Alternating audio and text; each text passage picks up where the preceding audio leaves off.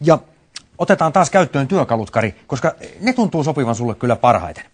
Mulla on tässä tällainen valmiiksi saattu iso vanerilevy. Arvapas, Kari, mitä tästä tehdään? Pönttö.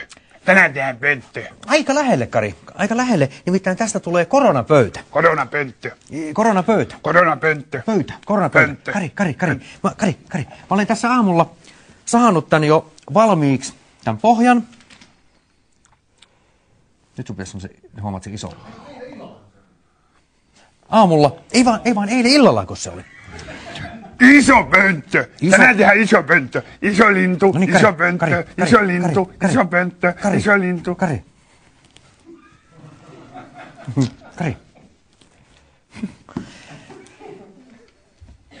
Kari, iso koronapöytä. Ja tällä on sitten kiva pelata iltaisin, kun tää on valmiina. Mä tykkään vähän tämmöistä letkusta matskusta. Suu ei oikein taivu. Matskusta. Matsku. Tähän tarvii sahata enää vain reunat. Kova ääni. Siitä lähtee hieman kova ääni, Kari, mutta ei liian luja.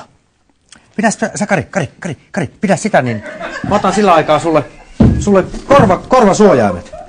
Kova ääni! Mitä? Kari. Äiti huutaa! Kari. Tänään tehdään pönttö. Kari. Iso pönttö, iso lintu. Hukkuu kova ääni.